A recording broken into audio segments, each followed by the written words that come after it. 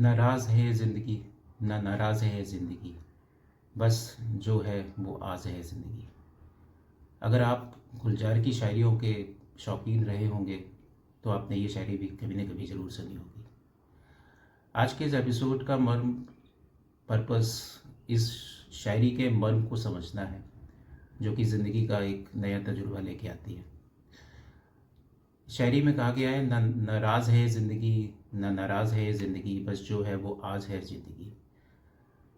यानी जो भी है वो आस है ज़िंदगी, यानी कि एक हमारा जो जीवन है या जो ज़िंदगी है वो बहुत बढ़िया है और हम बहुत ही खुश होकर ये जीवन जी रहे हैं। इसमें ये कहा गया है कि यानी कि एक तरीके से आप कह सकते हैं कि कोई व्यक्ति है जो कह रहा है कि मेरे जीवन में जो भी चल रहा है वो बहुत बढ़िया चल रहा है, कोई दुख नहीं है, कोई परेशानी नहीं है, सब मौज है और कहीं कोई समस्या नहीं है।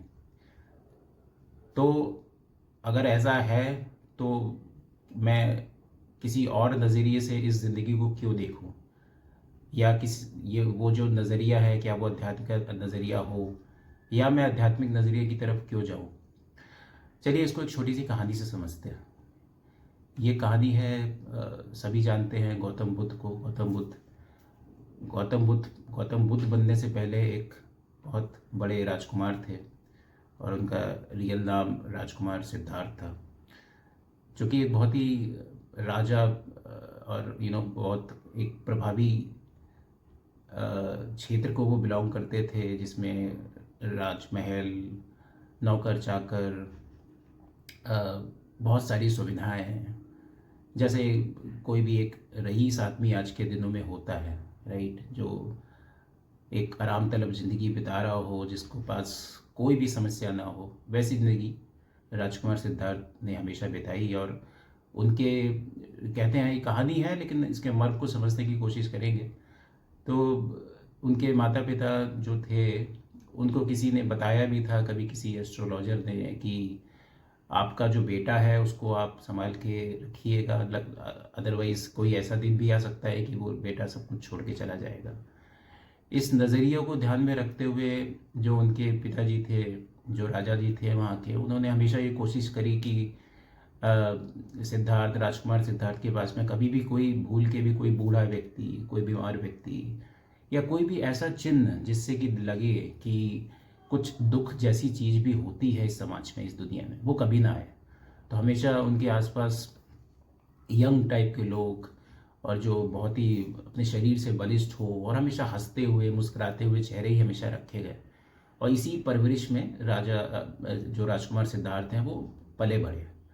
तो उनको पता ही नहीं कभी चला कि दुख क्या होता है, या कोई कभी व्यक्ति बूढ़ा भी हो सकता है, या कोई व्यक्ति कभी कोई बीमार भी हो सकता है। ऐसा इस बात की कोई इनको जानकारी ही नहीं थी, क्योंकि कभी इन्होंने देखा नहीं, और जो हम आसपास देखते हैं वही हम विश्वास करते हैं। ठीक है, तो इन्होंने ये सब देखा और वो धीरे धीरे बड़े हुए। बड़े होने के बाद कहानी ये कहती है कि एक बार राजकुमार सिद्धार्थ का मन करा कि वो अपनी प्रजा को देखें, कहाँ पे वो रहते हैं, क्या है। तो वो अपने किसी सहपाठी या कुछ जो भी उनका चालक रहा होगा उसके साथ वो अपने शहर को, अपने गांव को देखने गए।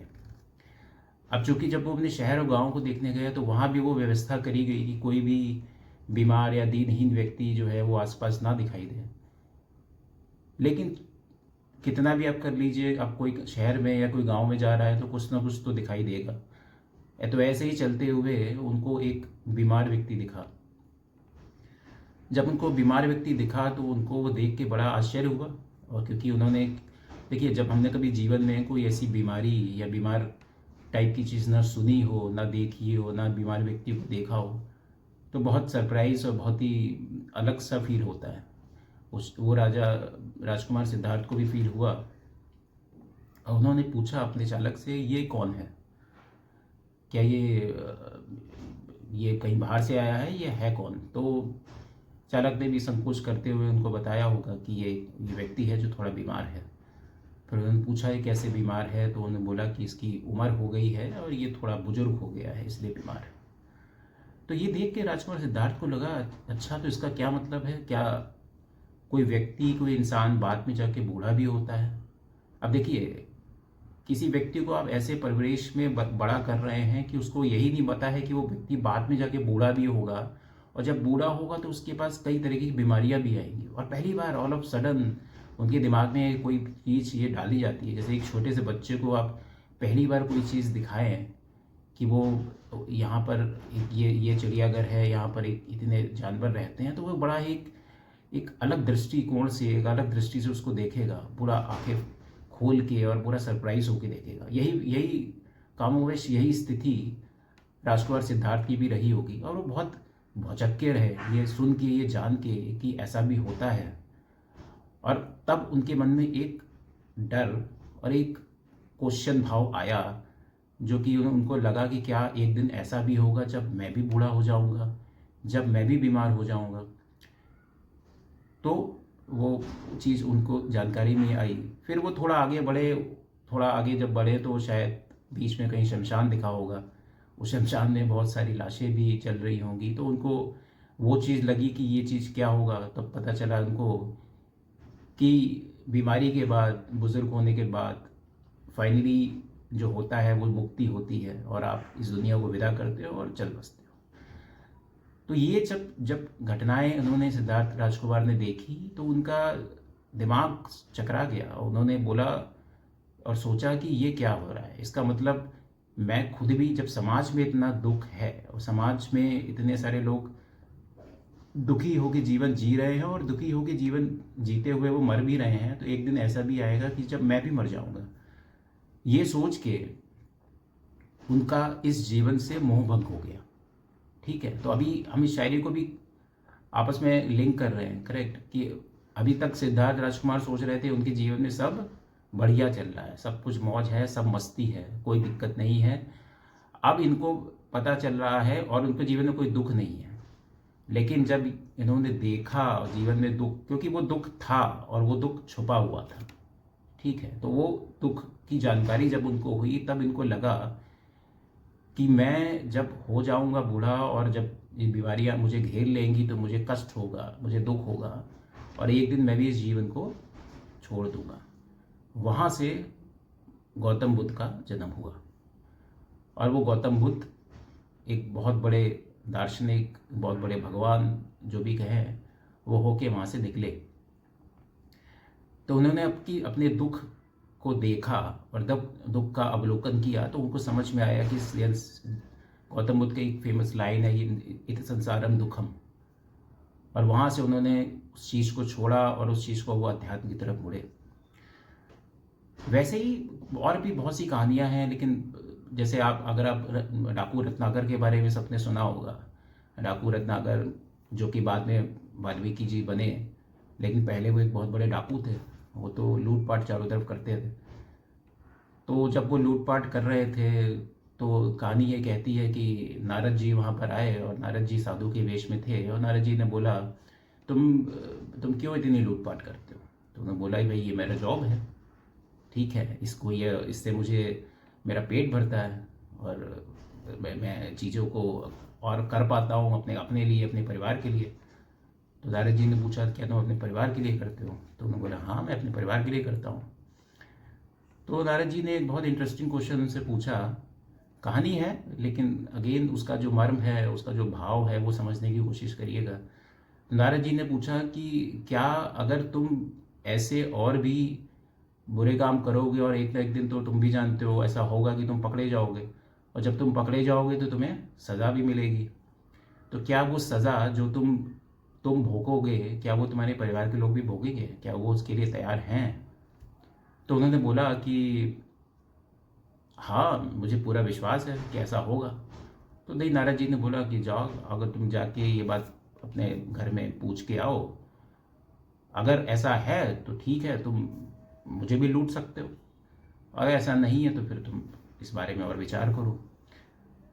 तो जो डाकू रत्नाकर था वो अपना वापस घर में आया, उसने अपनी पत्नी से बात की और ये सारी बातें उसने उसको बताई। तो भाई ऑब्वियसली जब पत्नी को उन्होंने सारी बातें बताई होंगी, जो पत्नी ने कहा होगा नहीं नहीं, जो अगर आप पकड़े जाओगे नरक में जाओगे या कहीं जेल में जाओगे तो वो तो आपको ही जाना पड़ेगा, इसमें मैं तो नहीं जा पाऊंगी, नहीं जाऊंगी।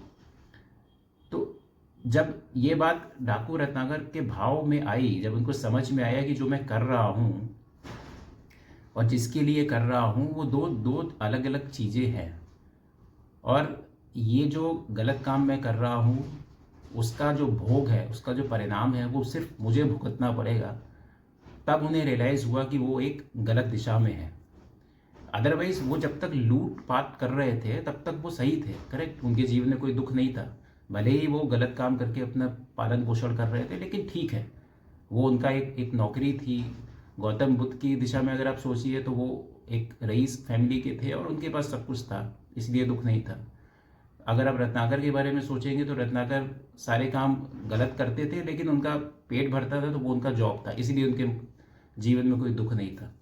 लेकिन जब अवलोकन हुआ नारद जी के रूप में, जब उन्होंने क्वेश्चन पूछा और उसने आत्म अवलोकन किया, तब उसको समझ में आया कि ये दुख तो बहुत बड़ा दुख है जो उसके जीवन में छुपा हुआ है।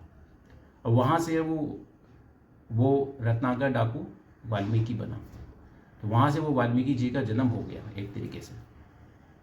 तो इन दो छोटी कहानी से ही समझ में आया कि जीवन, अगर आपको लगता है कि सब कुछ बढ़िया चल रहा है क्योंकि पैसा है, और सब बढ़िया चल रहा है क्योंकि हमारा समय अच्छा चल रहा है, हमारी अच्छी जॉब है, सब बढ़िया है, तो हम इस संसार के जो भोग विलास की जो जीवन है उसमें जीते रहें और कोई दिक्कत नहीं है, तो ये एक तरीके से हम बेहोशी का जीवन जी रहे हैं, जिसमें हम आत्म अवलोकन किए बिना, दुख जो छुपा है उसके बारे में जाने बिना, हम ये बात बेहोशी में जिए जा रहे हैं।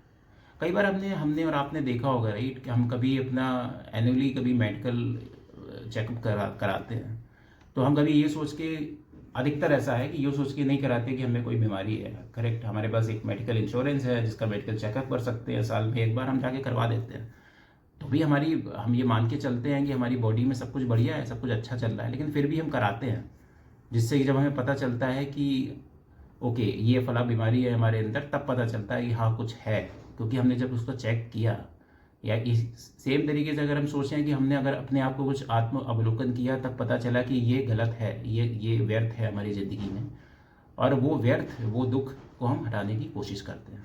तो इन ये 2-3 कहानी का जो मर्म है वो ये कहता है कि जीवन में दुख है, लेकिन वो छुपा हुआ है, और उस दुख से हम हमेशा भागने की कोशिश करते हैं। हम नहीं चाहते वो दुख बाहर आए और उस बाहर आने के बाद हम उसको सामना करें, इसलिए हम उसको अवॉइड करते हैं कि छुपा है, छुपा रहने दीजिए। लेकिन कभी कुछ अनहोनी हो जाती है जीवन में, हमारा आपने हमेशा देखा होगा, तो उस अनहोनी होने के बाद हम छटपटाते हैं और हम शायद भगवान की तरफ जाते हैं या अध्यात्म की तरफ जाते हैं, और तब हम सोल्यूशन को ढूंढने की कोशिश करते हैं। तो इन सब दुख का जो मूल है, वो उससे अगर हमको अलग हटना है, उससे बचना है, तो उसके लिए एक ही कोई गाड़ी नहीं है, उसकी एक ही नाव है, जो वो अध्यात्म रूपी नाव है, जिसके ऊपर हम सवार होकर आगे जा सकते हैं। और उस अध्यात्म रूपी नाव को जब हम सवार होकर जाते हैं तो जीवन दुखों को ख़त्म नहीं करता, लेकिन सुख और दुख क्या है इसको हम एक साक्षी भाव से देखना शुरू करते हैं और एक अंडरस्टैंडिंग आती है। इस एपिसोड को अब यहीं भी ख़त्म करते हैं। Thank you.